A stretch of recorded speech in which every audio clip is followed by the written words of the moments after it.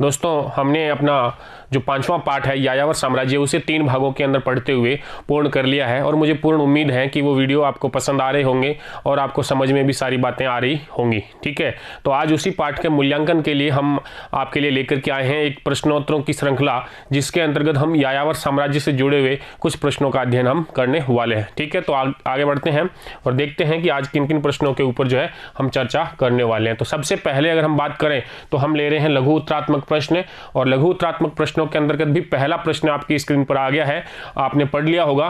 पहला प्रश्न हमने लिखा है मंगोलों के इतिहास पर विश्वास न करने के, मंगोलों के इतिहास पर विश्वास न करने के क्या कारण है। मित्रों, ये जो प्रश्न आपसे पूछा गया है, हालांकि हमने इस बारे में कोई बात नहीं की थी जब तक हमने 3 जो वीडियोस पढ़े हैं।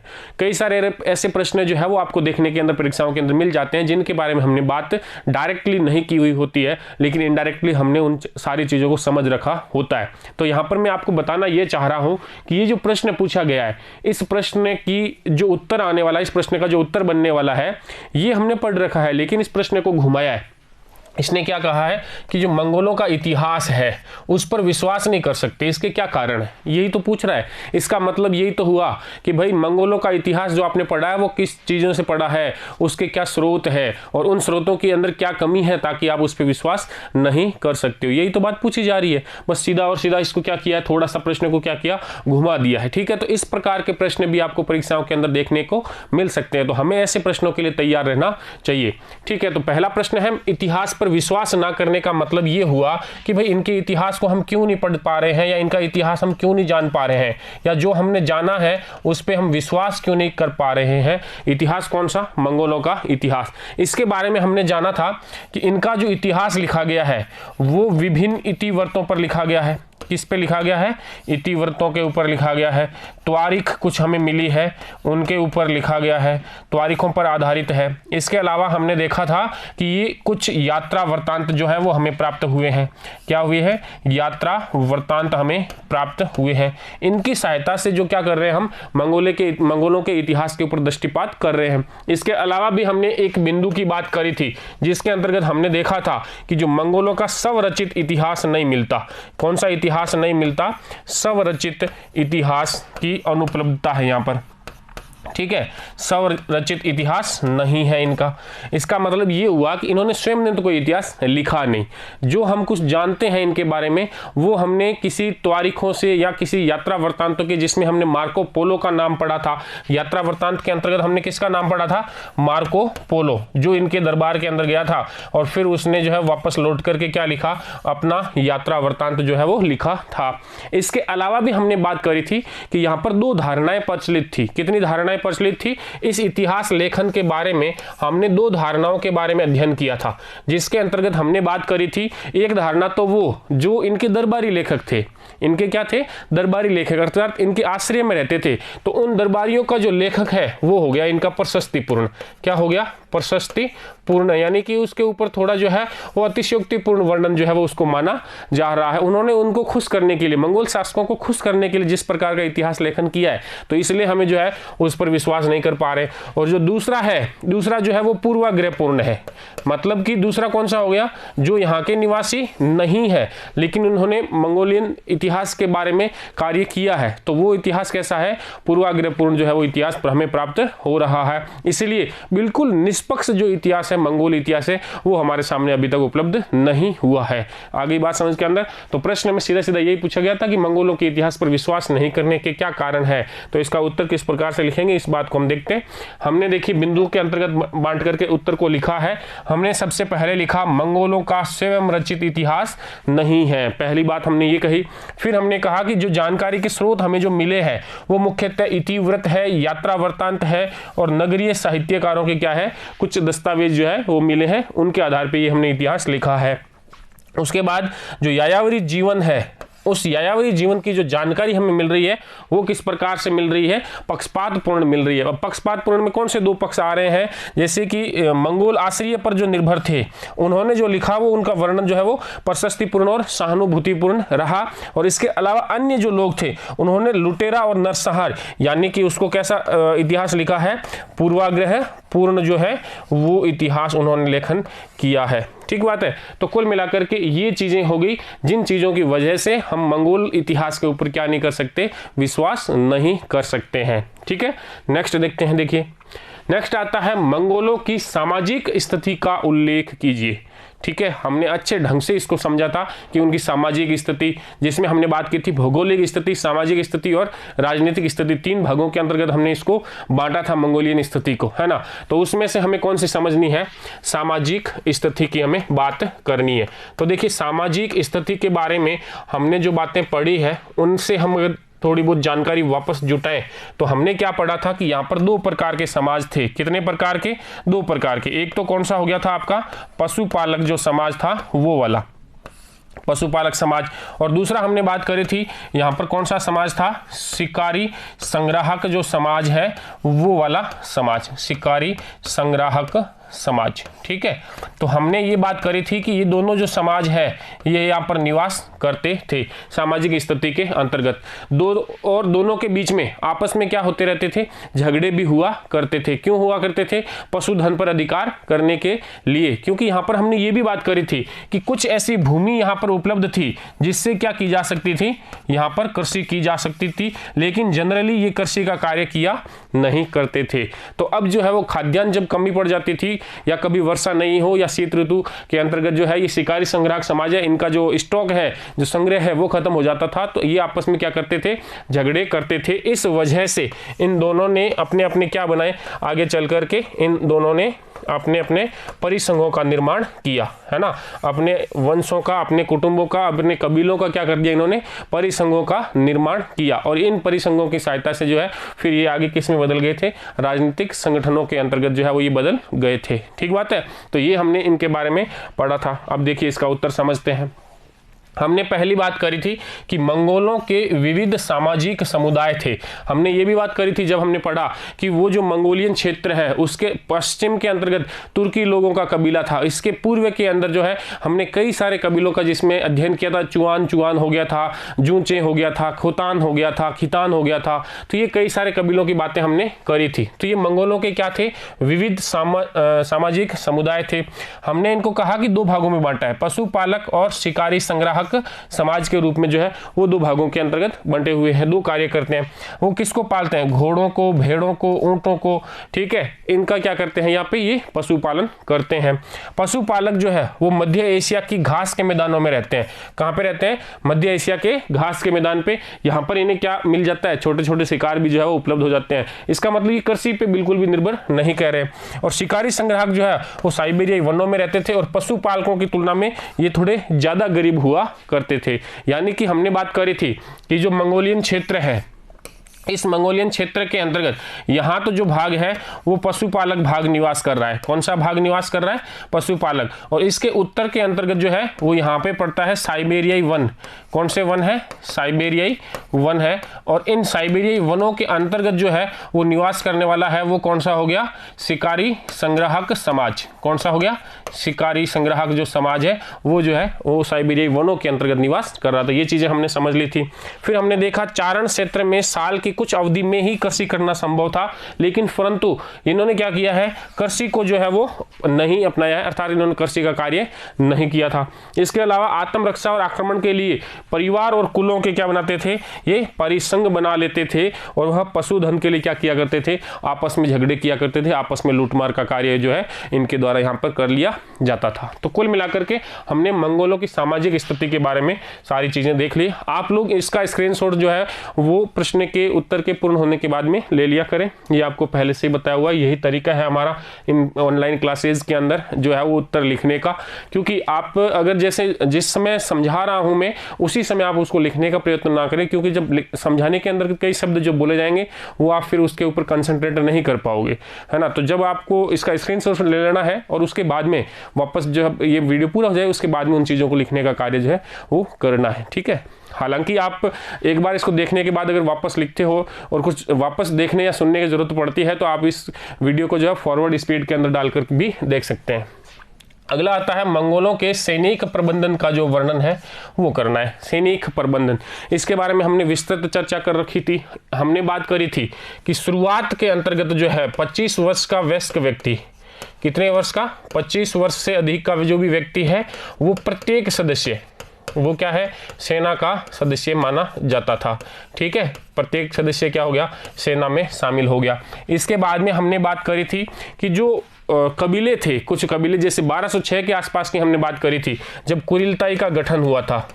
कब का? कुरिलताई की जो मान्यता है वो चंगेज खान को मिल रही है। उस समय के अंतर्गत अगर हम बात करें तो जो कियात कबीला था, कौन सा कबीला? कियात, जिसका तो ये स्वयं है ही चंगेज खान। इसके अलावा हमने बात करी थी केराइट का हो गया उसके चाचा तुगरिल खान या ओंगा खान। इसके अलावा हमने बात करी थी उइगुर, और कौन सा हो गया? उइगुर समुदाय। तो कुल मिलाकर के 1206 के ईस्वी के आसपास की अगर हम बात करें तो कुछ कबीलों के जो सैनिक हैं वो मिले हुए थे और चंगेज खान की सेना के अंतर्गत आया करते थे। लेकिन इन कबीलों के जो सेना है वो क्या होती थी? इन कबीलों के प्रमुख के लिए जो है वो उत्तरदायी होती थी, प्रमुख की तरफ में उत्तरदायी है, ना कि चंगेज खान के लिए। इसने आगे चल करके इसने क्या किया? स्टेपी दशमलव पद्धति, स्टेपी क्षेत्र की क्या होती थी? दशमलव पद्धति थी। स्टेपी क्षेत्र की दशमलव पद्धति की सेना जो है वो इसने तैयार करी। कौन सी पद्धति पे करी है? दशमलव पद्धति पर जो है वो सेना तैयार करी। अब देखते हैं, हमने इसको समझा भी है कि दशमलव पद्धति किस प्रकार से थी। हमने कहा छोटी से छोटी इकाई थी 10 सैनिकों की। कितने सैनिकों की? 10 सैनिकों की एक इकाई। फिर इसको जो है वो 100 सैनिकों की इकाई के अंतर्गत रखा। कितने सैनिक? 100 सैनिक। उसके बाद में 1000 सैनिकों की इकाई बनाई और उसके बाद में इसने क्या किया? 10,000 सैनिकों की एक इकाई बनाई और इसको हमने नाम दिया था तुमन। क्या नाम दे दिया था हमने? तुमन नाम दे दिया था इस इकाई को। और फिर इन इकाइयों को जो क्या किया इसने? इन सभी इकाइयों को चारों उलूस के अंतर्गत नियुक्त किया। कितने उलूसों में अंतर्गत अपने साम्राज्य को इसने बांट रखा था? 4 उलूस के अंतर्गत बांट रखा था। उलूस का मतलब हमने पहले समझ लिया था, जो चंगेज खान के समय में उलूस का अर्थ था वो था अनिश्चित सीमा वाला भूभाग, और जबकि बाद में जो है इन्होंने उलूस का अर्थ परिवर्तन करते हुए अपना निश्चित राजवंश का क्षेत्र बना दिया था। इन उलूसों के अंदर क्या नियुक्त किए गए थे? तामा नियुक्त की गई थी। कितनी? 4 तामा जो है वो नियुक्त की गई थी, यानी कि 4 सैनिक टुकड़ियों को यहाँ पर जो है वो रखा गया था। तो ये इसकी पूरी क्या थी? मंगोलों का सैनिक प्रबंधन का मामला था। अब देखिए इसका उत्तर समझ लेते हैं। मंगोलों के सैनिक प्रबंधन के अंतर्गत प्रत्येक स्वस्थ वयस्क सदस्य हथियारबंद होता था। ठीक है, वयस्क का मतलब कितना हो गया? 25 वर्ष का सदस्य वयस्क सदस्य हो गया।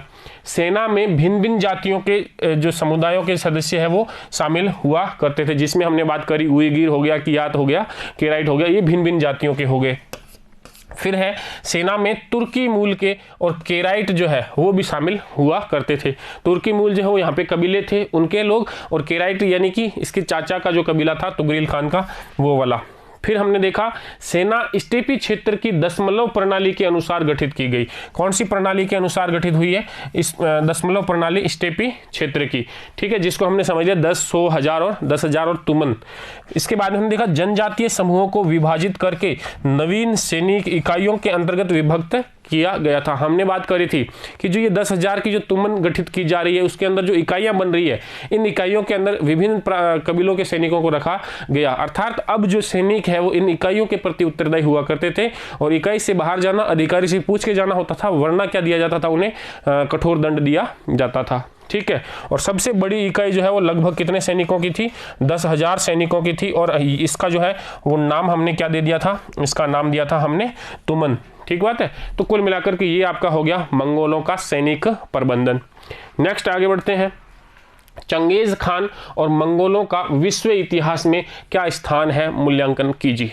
इस बारे में हमने अपने तीसरे वीडियो की सबसे अंतिम भाग के अंतर्गत चर्चा करी थी कि चंगेज खान का वर्तमान में क्या योगदान रहा है मंगोलिया के लिए, या वर्तमान के अंतर्गत चंगेज खान को हम जो है वो किस स्थिति के अंतर्गत देखते हैं, हम किस प्रकार से देख रहे हैं, यानी कि मंगोलिया के जो निवासी नहीं है वो किस प्रकार से देख रहे हैं, और जो मंगोलिया के निवासी है वो लोग जो है वो इसे किस प्रकार से देख रहे हैं। तो हमने इसका मूल्यांकन जो है वो 2 भागों के अंतर्गत किया था। कितने भागों के अंतर्गत किया था?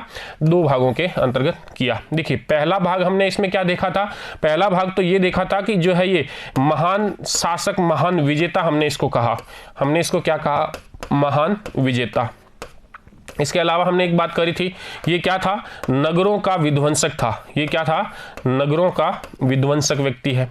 हमने इसको देखा था कि विभिन्न जो नगर है इसने क्या कर दिए थे, उसको उजाड़ दिया था, नगरों का विध्वंसक था।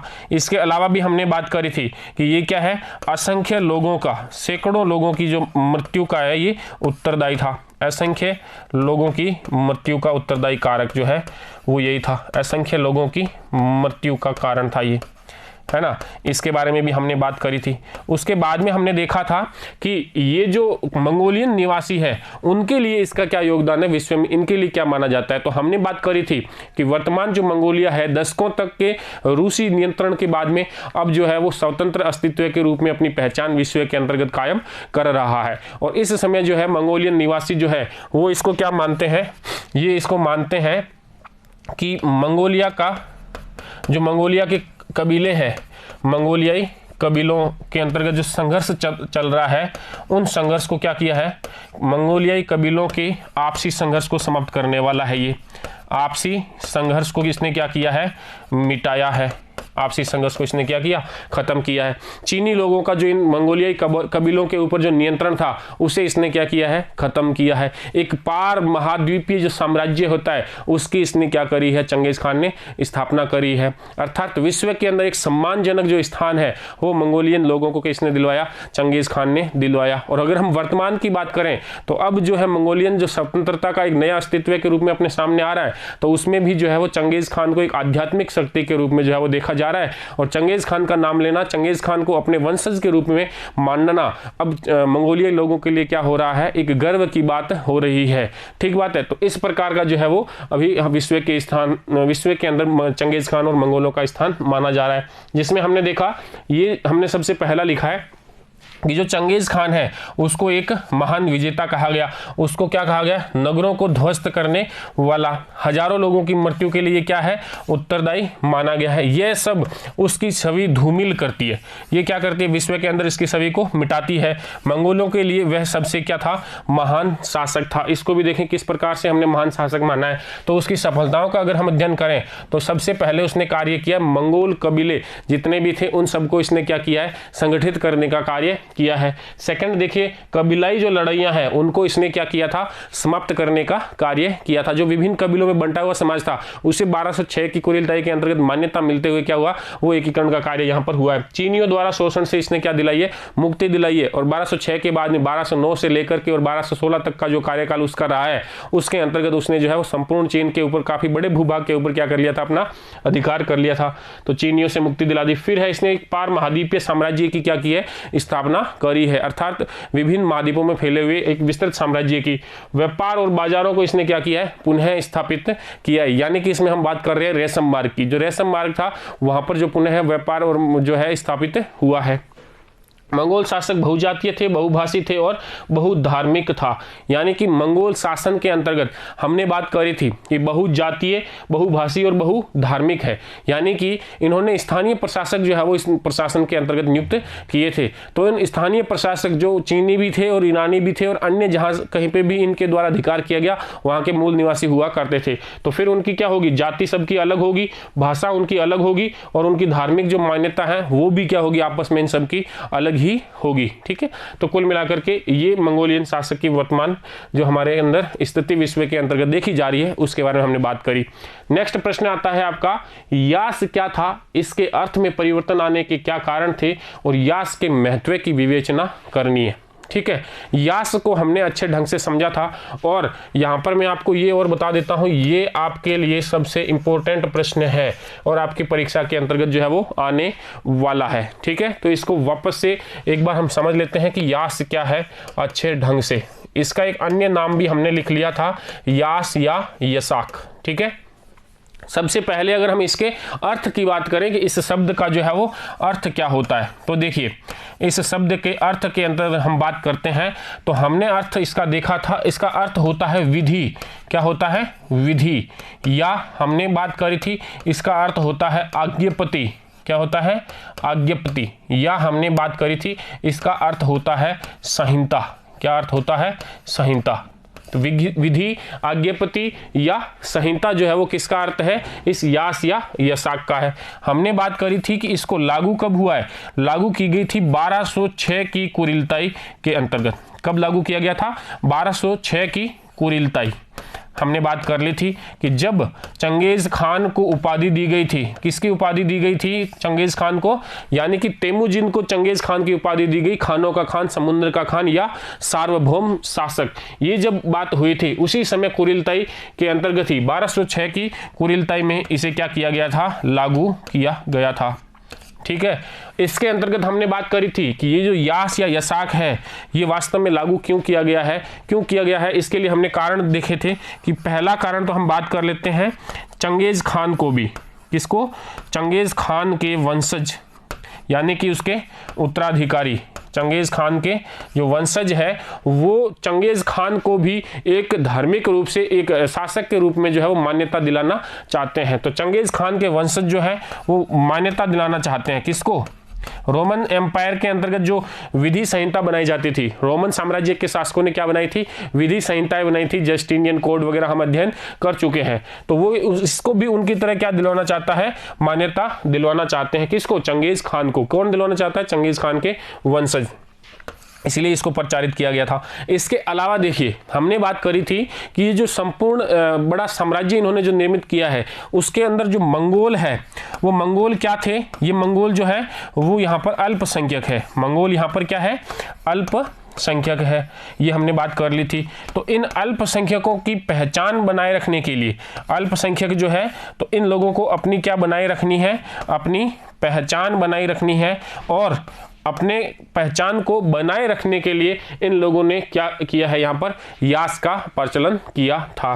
इसके अलावा इन अल्पसंख्यकों के शासन को कायम रखने के लिए, किसको कायम रखने के लिए, शासन को कायम रखने हेतु, ठीक है, इन्होंने क्या कार्य किया है, इस यास की जो है वो यहाँ पर इन्होंने प्रचलन में लाया है। तो ये कुछ बिंदु है, आइए इन बिंदुओं को ही हम उत्तर के अंदर समझते हैं कि ये यास क्या है। देखिए सबसे पहले हम बात करते हैं यास प्रारंभिक स्वरूप में वह नियम संहिता थी जिसे चंगेज खान ने 1206 के अंदर, सबसे पहले हमने बात करी कि ये क्या है, एक नियम संहिता है। किसने लागू करी है, चंगेज खान ने लागू करी है। कब लागू करी है, 1206 की कुरिलताई के अंतर्गत जो है वो इसने लागू की है। यानी कि हमें अर्थ याद रखना है, समय याद रखना है और स्थान जो है वो हमें याद रखना है, और किसके द्वारा लागू किया गया इस व्यक्ति का नाम जो है वो इसके पहले बिंदु के रूप में हमें लिख देना है। उसके बाद में देखिए इसका अर्थ क्या था, विधि कहते हैं इसको, आज्ञापति कहते हैं या इसको आदेश भी कहते हैं, आज्ञापति होता है ये शब्द, आज्ञापति, ठीक है, ये होता है। उसके बाद में ये क्या है कि ये आखेट सैन्य डाक प्रणाली के संगठन के विनियम है, ये क्या है, विनियम है, ठीक है। अर्थ में परिवर्तन का ये यहाँ पे अलग लाइन जुड़ गई है, ये नहीं है, यहाँ हमारा शब्द ये है कि आखेट हो गया, सैन्य हो गया, डाक प्रणाली जिसमें हमने हरकारा पद्धति की बात करी थी।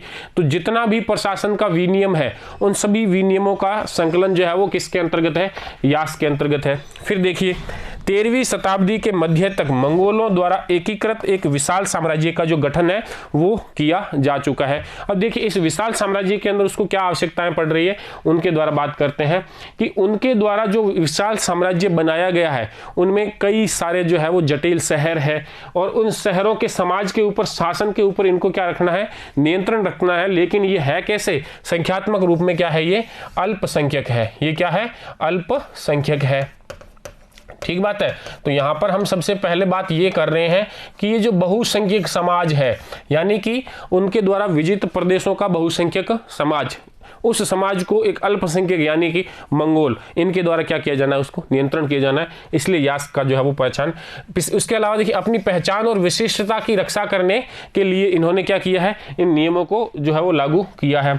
इसके अलावा यास को अपने पूर्वज चंगेज खान की विधि संहिता कह करके और प्रजा पे इन्होंने क्या करवाया, रोमन साम्राज्य के लोगों की भांति जो है वो इन्होंने यहाँ पर भी उसको क्या कहा गया है कि भाई ये जो यास है ये चंगेज खान की विधि संहिता है और ये क्या करनी है, लागू करनी है। यास में समान आस्था रखने वाले मंगोलों को क्या किया गया है, नियुक्तियों के अंदर जो है वो इन्होंने थोड़ी वरीयता प्रदान की है। जिन्होंने यास के अंदर जो है अपनी सहानुभूति प्रदर्शित की है उससे जो है वो नियुक्ति प्रदान की है। चंगेज व उसके वंशजों की मंगोलों से निकटता जो है वो स्वीकृत की जा रही है। यानी कि जो मंगोल वास्तविक कबीला है, क्योंकि ये जो यास के जितने भी नियम है वो वास्तविक रूप में हमने बात करी थी कि वो वास्तविक रूप में क्या थे, मंगोलों के समाज में प्रचलित जो है पुराने नियम थे जिनको एक नियम या विधि संहिता का रूप जो है वो चंगेज खान ने दिया था। तो उन प्राचीन मंगोल वंशजों से बाद के जो मंगोलियन शासक है, अधिकारी है, वो अपनी क्या बनाए रखना चाहते हैं, संबंध बनाए रखना चाहते हैं। तो उस संबंध को स्थापित करने के लिए, निकटता बढ़ाने के लिए जो है वो यास का प्रचलन हो रहा है।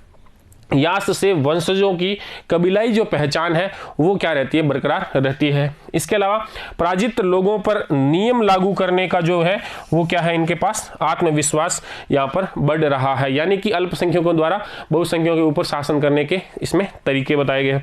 फिर है यास चंगेज खान की कल्पना शक्ति से प्रेरित था। यास चंगेज खान की कल्पना शक्ति से प्रेरित था। वह विश्वव्यापी मंगोल राज्य की संरचना अर्थात इसके संचालन के लिए ये यास क्या था, सहायक चीज था। ठीक है, तो यास के बारे में हमने पूर्णतया पढ़ा है। स्क्रीनशॉट इसका ले लेना और इस यास के बारे में अच्छे से याद कर लेना, ये प्रश्न आपसे पक्का पूछा जाने वाला है। नेक्स्ट देखिए, मंगोल साम्राज्य के पतन के कारणों का वर्णन कीजिए। यानी कि हमसे कहा गया है कि जो मंगोल साम्राज्य आपने पढ़ा है उस मंगोल साम्राज्य की ऐसी कौन सी विशेषताएं थी जिसकी वजह से ये जो मंगोल साम्राज्य है ये इतना बड़ा साम्राज्य क्या हो गया, वापस टूट करके बिखर गया और मंगोलिया का जो क्षेत्र है वो रूस के नियंत्रण के अंतर्गत चला गया है। ठीक है, तो इसके बारे में अगर हम बात करें कि मंगोल साम्राज्य के पतन के कारणों के अंतर्गत दृष्टिपात जब हम करेंगे तो हमें सबसे पहले ये दिखाई देता है कि जो चंगेज खान ने एक व्यवस्था स्थापित करी थी कि लूट का जो धन मिल रहा था उनको लूट के धन का मिल बांट कर क्या करना था, लूट के धन का मिल बांट करके उपयोग करना था। ये वाले इसने जो है वो यहाँ पर लागू करी थी नियमावली, मिल बांट करके क्या करना है, उपयोग। अब यहाँ पर इन्होंने क्या किया कि इन्होंने अब उसूल के अंतर्गत, उलूस के अंतर्गत जो है वो क्या किया था, परिवर्तन करते हुए अब अपने क्या कर दिए, नवीन राजवंश स्थापन करने पर जोर दिया। इन्होंने किस पे जोर दिया है, इन्होंने नवीन राजवंशों की स्थापना पर जोर। ठीक है, तो नवीन राजवंशों की जब स्थापना पर जोर दिया जाएगा तो इस वजह से अब क्या होगा, उत्तराधिकार का संघर्ष चलेगा 13वीं शताब्दी के अंतर्गत आकर के। तो यानी कि यहाँ पर हम अध्ययन करते हैं कि जो 13वीं शताब्दी आती है, इस 13वीं शताब्दी के अंतर्गत क्या हो रहा है, यहाँ पर उत्तराधिकार का संघर्ष जो है वो इनके बीच में प्रारंभ होता है, उत्तराधिकार संघर्ष। ठीक है, तो उत्तराधिकार संघर्ष के अंतर्गत हमने बात कर ली थी कि जो इसका जो ओगोदेई का वंश का शासन चल रहा है, ओगोदेई और ओगोदेई के बाद में गोमुख का शासन चला, यहाँ तक तो जोची का जो परिवार था उसने क्या किया था, इनको समर्थन प्रदान किया था। लेकिन गोमुख की मृत्यु के बाद में जोची का जो पुत्र है वो बातू है और बातू जो है वो उसको जो है समर्थन नहीं दे रहा है गोमुख के पुत्र को। इस वजह से अब जो सबसे अंतिम जो चौथा हमने पढ़ा था, जो मंगोलियन साम्राज्य के अंतर्गत जो उत्तराधिकारी बना था चंगेज खान का, जिसका नाम था तलुए, तो वो तलुए के पास में जो है वो सत्ता स्थानांतरित हो जाती है। इस प्रकार से सत्ता का एक वंश से दूसरे वंश तक जो है वो स्थानांतरण होने की वजह से आपसे क्या हुआ है, आपसी कबीलों के अंदर जो है वो विरोध हुआ है, इनके अंदर क्या पड़ गई है, आपस में फूट पड़ गई है। तो पहला तो ये हो गया कारण। दूसरा कारण अगर हम बात करें तो दूसरा कारण ये है कि इनका विशाल साम्राज्य था, इनके पास में क्या था, विशाल साम्राज्य था और इस विशाल साम्राज्य के अंतर्गत विभिन्न धर्म थे, धर्म भी बहुत ज्यादा प्रकार के प्रचलन में थे, विभिन्न धर्म थे पहली बात। इसके अलावा हम कहते हैं कि इसके अंतर्गत विभिन्न भाषाओं के लोग यानी कि विभिन्न समुदायों के लोग जो है वो निवास करते थे।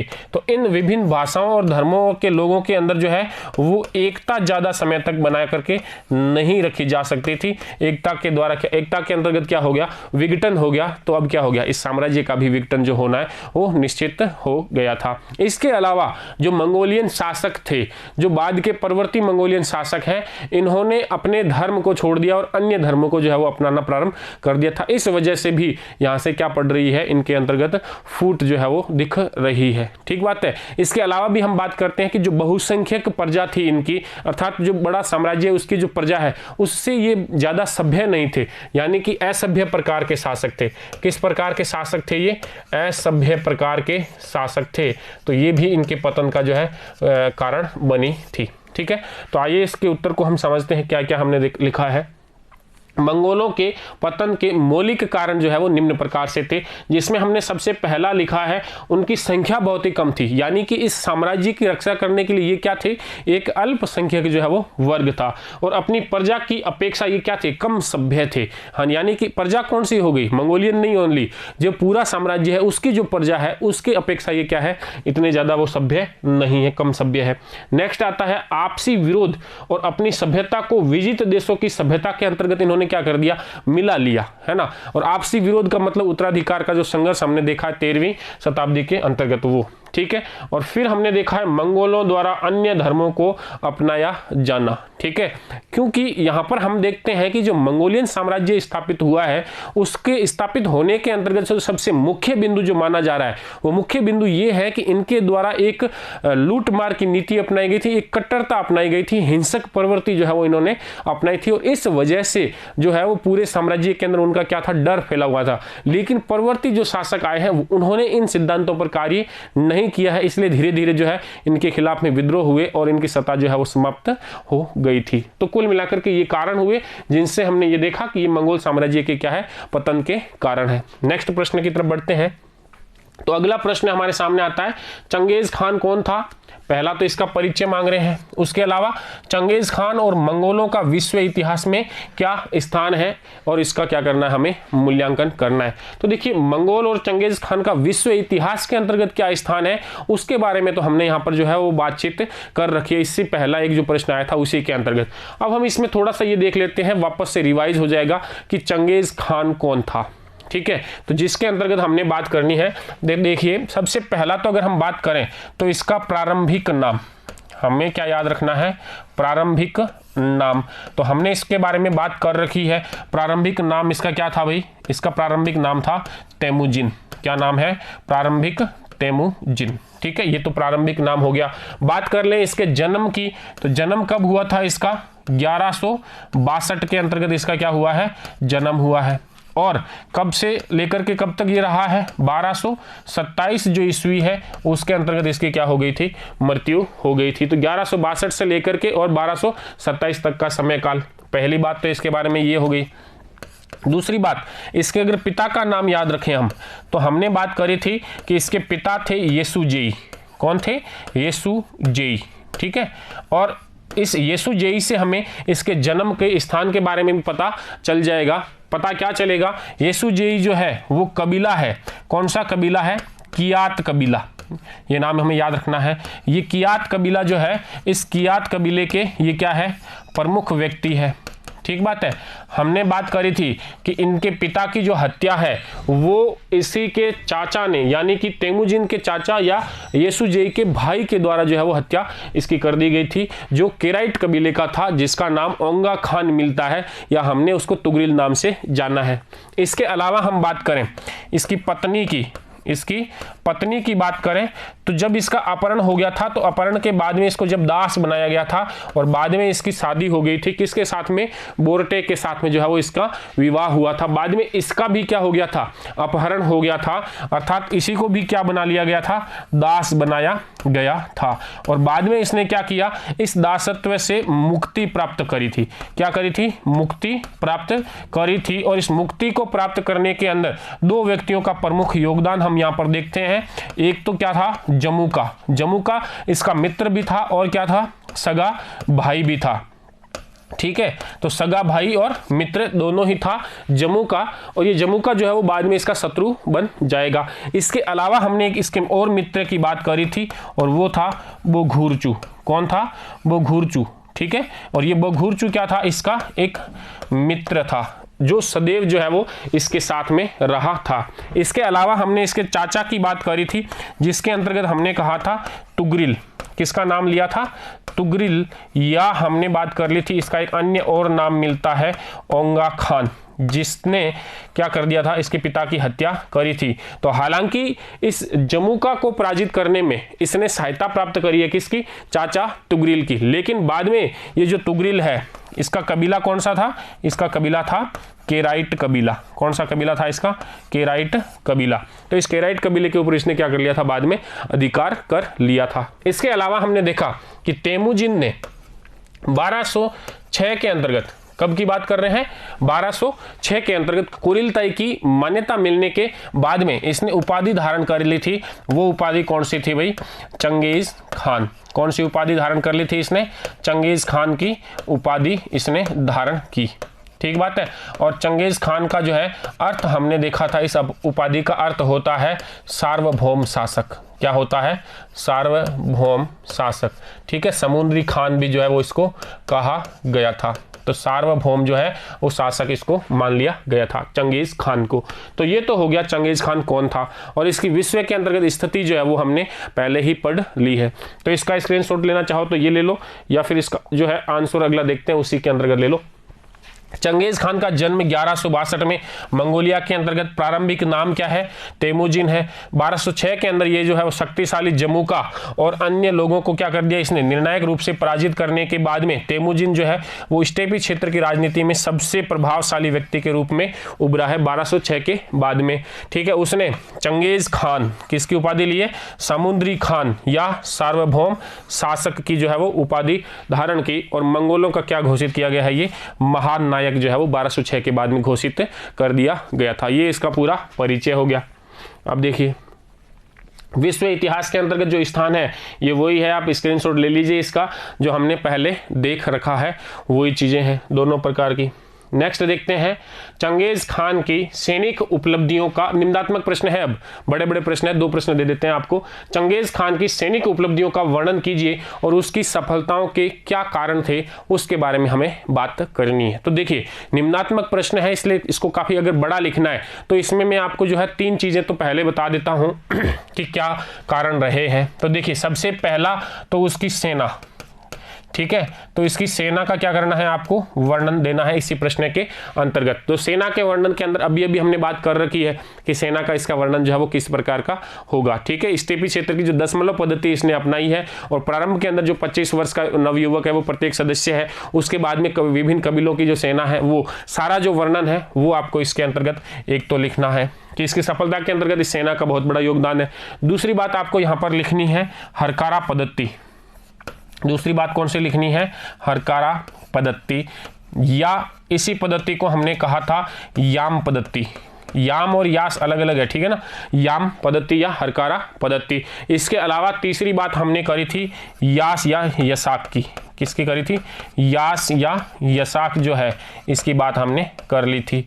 तो यास या यसाक का जो है वर्णन भी हम इसके अंतर्गत उसकी सफलताओं के अंतर्गत कर सकते हैं। तो ये 3 बातें तो आपको कर लेनी है, जिसमें से सेना के बारे में बात हमने कर ली, यास के बारे में भी बात हमने अभी कर ली। हरकारा पद्धति क्या है? आपको याद आ रहा होगा, इसका जो साम्राज्य है बहुत ही विस्तृत था, और इस विस्तृत साम्राज्य के अलग अलग प्रदेशों से जो उसकी डाक हुआ करती थी या जो सूचनाएं हुआ करती थी वो बहुत ही कम समय के अंतर्गत जो है केंद्र तक पहुंच जाया करती थी। इसके लिए इसने विभिन्न सैनिक चौकियों का गठन किया था एक निश्चित दूरी के अंतराल पर, और उन विभिन्न सैनिक चौकियों से क्या रखे गए थे? वहां पर बलशाली घोड़े रखे गए थे, और वहां पर प्रशिक्षित घुड़सवारों को रखा गया था, और उनकी सहायता से वो क्या है वहां से संदेशों का आवागमन बहुत ही जल्दी हो जाया करता था। घोड़े कहां से मिलते थे? तब हमने बात करी थी कि यहाँ की जो प्रजा है, मंगोलियन जो मूल निवासी है, वो स्वेच्छा से अपने जो पशुधन का 1/10 भाग जो है अर्थात कुल का 10वां हिस्सा जो है वो राज्य को प्रदान करते थे, एक कर के रूप में। ये स्वैच्छिक प्रकार से दिया जाता था। तो ये बात हमने हरकारा पद्धति के अंतर्गत कर ली। इसके अलावा अगर हम इनकी सैनिकों की तात्कालिक जो सफलता इनको प्राप्त हुई थी उसके बारे में अगर हम बात करें तो हमने यहाँ पर बात देखी थी, एक तो हमने देखी थी कि सैनिक गति, एक तो हमने बात करी थी सैनिक गति के बारे में। ठीक है। और दूसरी बात हमने यहाँ पर करी थी कुशल घुड़सवारी। ठीक है। दूसरी बात हमने क्या करी थी? कुशल घुड़सवारी की बात करी थी हमने। कुशल घुड़सवारी, इनको देख लेते हैं ये क्या चीजें हैं। सैनिक गति और कुशल घुड़सवारी, हमने कहा था कि ये जो मंगोल साम्राज्य के लोग हैं ये एक शिकारी संग्राहक समाज के लोग थे, पशुपालक लोग थे, कृषि करना नहीं चाहते थे, की भी नहीं, और इनके पास में परिस्थितियां भी नहीं थी। तो कुल मिलाकर के बात तो ये हुई कि जब ये शिकारी संग्राहक समाज है तो ये घोड़ों का उपयोग जो है पालतू पशु के रूप में करते थे तेज गति से आवागमन के लिए, और जंगलों के अंदर घोड़ों के ऊपर चलते हुए निशाना लगाना और उससे शिकार प्राप्त करना, ये कार्य वहां के प्रत्येक मनुष्य ने अपने जीवन काल में जीवित रहने के लिए बचपन से ही करना प्रारंभ कर दिया था। ठीक बात है। तो इस वजह से इन दोनों के अंदर यानी कि गति के मामले में और घोड़ों के ऊपर बैठे हुए निशाना लगाने के मामले में इनकी कोई सानी नहीं था, इनका कोई जवाब नहीं था। इसके अलावा देखिए तीसरा कारण क्या है। तीसरा कारण जो है वो ये आता है मौसम की जानकारी। इनका कारण तीसरा क्या आता है, मौसम की जानकारी और शीत ऋतु की जो है वो अनुकूलता। इसके साथ ही साथ हम ले लेते हैं शीत ऋतु की अनुकूलता। ठीक है, ये कारण भी हमने पढ़ा था कि शीत ऋतु की अनुकूलता के कारण, शीत ऋतु के क्या है ये अनुकूल है, क्योंकि हमने पढ़ा है ये साइबेरियाई वनों के अंदर मध्य एशिया के जो है वो स्टेपी जो वन है वहां के निवासी अर्थात ठंडे प्रदेश के निवासी है। तो यहाँ पर शीत ऋतु के अंतर्गत जहां अन्य शासक जो है वो युद्धों का कार्य बंद रखते थे, उसी समय ये क्या करते थे, ज्यादातर अपने जो है वो प्रयाण किया करते थे, आक्रमण किया करते थे। और इस समय क्या होता था, जो नदियां हुआ करती थी वो पानी की नदियां जम जाती थी और उन नदियों के बर्फ के ऊपर जो है वो अपने घोड़े चलाते हुए उसे हाईवे के रूप में प्रयोग करते हुए किसी भी नगर या शहर के अंतर्गत जो है ये घुस जाया करते थे और उस शहर के अंदर मारकाट मचा करके, लूट मार करके और उस शहर का जो है वो विनाश कर देते थे। तो इस कारण से भी क्या हुए, इनको जो है वो प्रारंभिक सफलताएं मिली थी। इसके अलावा हमने बात करी थी सेना के अंदर इन्होंने नए प्रयोग किए, सैनिकों को एक इकाइयों के रूप में संगठित किया, दशमलव पद्धति के ऊपर इन्होंने क्या किया है, संगठित किया। उसकी बात हम वहां कर लेंगे। इसके अलावा भी हमने देखा है कि इन्होंने क्या किया है, इन्होंने हल्के चल उपस्कर बनाए हैं, हल्के चल उपस्कर। ठीक है, मतलब उपकरण जो है वो हल्के बनाए हैं और उनका जो प्रयोग है ये लोग घोड़ों के ऊपर बैठे हुए कर पा रहे हैं। नेप्ता बमबारी जो है उसका इन्होंने प्रयोग किया है। किसकी प्रयोग किया है, नेप्ता बमबारी जो है वो बारूद की सहायता से, उसका भी इन्होंने प्रयोग किया है। यंत्र बनाए हैं जिसकी सहायता से नगरों का जो घेरा है, जो उनकी सुरक्षा दीवार है, उसको तोड़ा जा सके। तो अपनी सेना के अंदर भी इन्होंने क्या किए, नए कुछ प्रयोग किए हैं। उन प्रयोगों की सहायता से ये जो क्या हुए हैं, इनकी सैनिक उपलब्धियां जो है वो अत्यंत ही कैसी रही है, विस्तृत प्रकार की रही है। ठीक बात है। तो इस उत्तर को हम देखते हैं, इसका स्क्रीनशॉट लेना चाहें तो ले लें आप। अब देखिए हमने बात करी कि सैनिक उपलब्धियां जो है वो विस्मित कर देने वाली थी, है ना, एक भयंकर सैनिक जो है वो इन्होंने तंत्र स्थापित किया था। फिर देखते हैं दूसरे के अंदर स्टेपी क्षेत्र की युद्ध शैली को सुधारा इन्होंने। जो स्टेपी क्षेत्र की युद्ध शैली थी उसके अंदर आवश्यकता अनुसार परिवर्तन किया, अर्थात इकाइयों के अंदर सेना को इसने जो है वो संगठित करने का कार्य किया है। उसके बाद में उसने प्रभावशाली रणनीति के अंतर्गत बदला है। हमने बात करी थी कि ये जो है साधारणतया युद्ध क्षेत्र के अंदर मैदान छोड़ करके भाग जाया करते थे और फिर उनका पीछा करने में, यानी मंगोलों का पीछा करने के अंतर्गत जो है वो सेनाएं लग जाती थी, विपक्षी सेनाएं, तब वो बेतरतीब और अनुशासनहीन हो जाया करती थी और उसी समय अचानक से वापस मुड़ करके वो उनके ऊपर क्या करता था, आक्रमण करता था। तो यहां से पता चलता है कि उसकी रणनीतियां जो है वो विशेष प्रकार की थी। फिर देखते हैं कुशल घुड़सवारी से उसकी सेना को क्या मिली है, गति मिली है। ठीक है, हमने बात की सैनिकों को घोड़े पर सवार होकर के तीरंदाजी का इसने क्या किया है, कौशल सिखाया गया है। ये कौशल सिखाया किसने है, इनके सैनिकों को बचपन से ही ये जो कौशल है वो सिखाया जा रहा है भोजन प्राप्त करने के उद्देश्य से। फिर देखिए घुड़सवारी तीरंदाजी के अनुभव ने सैनिक गति, घुड़सवारी एक तो और घोड़े पे सवार होते हुए क्या करना है, तीरंदाजी करना है। तो इसका जो अनुभव है, यानी कि इसका अनुभव कहां से प्राप्त हुआ है, भोजन प्राप्त करने के लिए जंगलों से अनुभव लिया है, उससे इनकी सैनिक गति क्या हो गई थी, बहुत ही तेज हो गई थी। नेक्स्ट क्या है, स्टेपी और आसपास के भूभागों की और मौसम की इनको क्या थी, जानकारी हुआ करती थी। और घोर शीत ऋतु में क्या है, घोर शीत ऋतु के अंतर्गत जो है वो आक्रमण के लिए बर्फ से जमी नदियों का राजमार्गों की तरह इन्होंने क्या किया है, प्रयोग किया है। अर्थात जिस समय अन्य शासक युद्ध नहीं करना चाहते उसी समय को इन्होंने क्या लिया है, युद्ध के समय के रूप में चुना है। फिर देखिए घेराबंदी यंत्र, यानी कि घेराबंदी को तोड़ना, नेप्ता बमबारी का प्रयोग, हल्के चल उपस्करों का प्रयोग, अभियानों के दौरान हल्के उपस्करों का प्रयोग जो है वो सफलता का कारण बना है, अर्थात वो उसका प्रयोग आसानी से कर पाते थे। सशक्त अनुशासित सैन्य शक्ति, चंगेज खान का सशक्त नेतृत्व और द्रुत गति की हरकारा पद्धति, ये सारी बातें जो है वो उसकी सैनिक उपलब्धियों का कारण बनती है। ठीक बात है। तो ये आपका पहला निम्नात्मक प्रश्न हुआ। इसके बाद में जो सेकंड आपका निम्नात्मक प्रश्न है वो है यास क्या था, यानी कि मैंने उसी समय इसको इंपॉर्टेंट बोला था और मैं फिर से बोल रहा हूं कि ये जो प्रश्न है आपका सबसे महत्वपूर्ण प्रश्न बनता है इस पाठ के अंतर्गत, क्योंकि इसकी खोज जो है वो वर्तमान समय के अंतर्गत ही हुई है, इसलिए महत्वपूर्ण बन जाता है कि एक नवीन जो चीज है वो हमें मंगोलियन साम्राज्य के बारे में पता चली है। जो गोल्डविन है उनके ओल्विन के द्वारा जो नए शोध प्रबंध किए गए हैं उसके द्वारा हमें ये बातें पता चल रही है, तो इसलिए हमारी जानकारी यहां पर होना अत्यंत ही आवश्यक है। हालांकि इसके बारे में बात हमने सारी कर ली है। यास क्या था, अर्थ में परिवर्तन आने के क्या कारण थे और यास के महत्व की जो है वो विवेचना कीजिए। अर्थ में परिवर्तन की बात को यहाँ पर एक थोड़ी सी नया टर्म मिला है इस प्रश्न के अंतर्गत, उसको समझ लेना। अर्थ में परिवर्तन किस प्रकार से हम यहाँ पर बात कर रहे हैं कि जो यास है इसका अर्थ जो है उसमें परिवर्तन, यानी कि 1206 के अंतर्गत हमने बात करी थी, इसको लागू कब किया गया है, 1206 के अंतर्गत जो है वो यास जो है वो क्या हुआ है, लागू हुआ है। ठीक बात है। तो 1206 के अंतर्गत तो यास क्या हुआ है, लागू हुआ, लेकिन आगे चल करके 1206 के बाद में जो परवर्ती मंगोल आए हैं, कौन से आए हैं, परवर्ती मंगोल शासक, तो इन परवर्ती मंगोल शासकों के द्वारा इस यास के अर्थ में क्या किया गया था, परिवर्तन कर दिया गया था, यानी कि इसमें कुछ जो है संशोधन हुए, जिसके अंतर्गत हमने देखा कि यास को अब जो है वो एक चंगेज खान की विधि संहिता के रूप में जो है वो देखा जा रहा है आगे चल करके, और चंगेज खान की विधि संहिता इसलिए जो है वो इसको लागू करना आवश्यक माना जा रहा है, और बहुसंख्यक समाज के ऊपर अल्पसंख्यक के समाज का नियंत्रण करने के लिए एक शासन प्रणाली के रूप में इसका प्रयोग जो है वो किया जा रहा है। तो देखिए इसका उत्तर तो हमने लिख ही लिया वापस से, जिसको हमने पढ़ लेना है।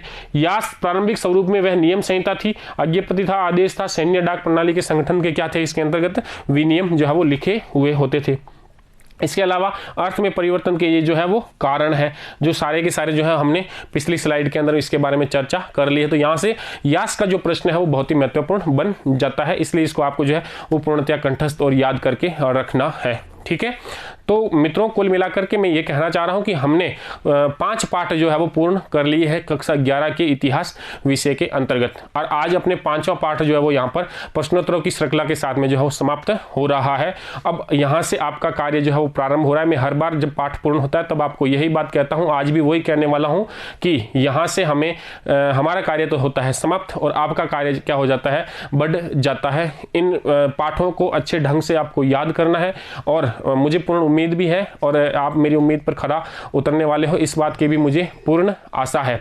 और इसी के साथ में जो है वो अपने 5 पाठों का सिलसिला 11वीं कक्षा के इतिहास विषय का यहाँ पर पूर्ण हो जाता है। और अंतिम रूप से मैं आपको एक संदेश भी देना चाहूँगा मेरे प्रिय विद्यार्थियों के लिए, और मेरा संदेश ये है कि कई बार जो है हम अपने स्वयं की जागृति के लिए और स्वयं को अच्छा दिखाने और अच्छा आगे बढ़ाने के लिए कुछ ऐसे कार्य कर लेते हैं जिनका वास्तव में हमारे लिए कोई मूल्य नहीं होता है। ठीक है। और उस कार्य के बारे में आपको ये कहना चाहता हूँ कि यदि हमारे पिताजी की धोती फटी हुई है तो हमारे खुद के ब्रांडेड जींस पहनने का कोई मतलब नहीं रह जाता है। ये तो फिर वही बात हो गई ना कि घर के अंदर माँ से तो ऊंची आवाज में बात करें और बाहर जाकर के मंदिर के अंदर देवी के सामने हाथ जोड़ें, उसकी पूजा करें, तो इस बात का तो कोई फिर तुक रहता नहीं है। तो मैं आपसे अंतिम में मेरा संदेश देते हुए यही कहना चाहता हूं कि घर के अंदर अपने माता पिता का, अपने बड़ों का, अपने बुजुर्गों का और अपने गुरुजनों का जो है वो आदर करें, सम्मान करें, सत्कार करें। इसी के अंदर जो है वो आपकी सफलता भी सुनिश्चित रहेगी, ऐसा मेरा मानना है।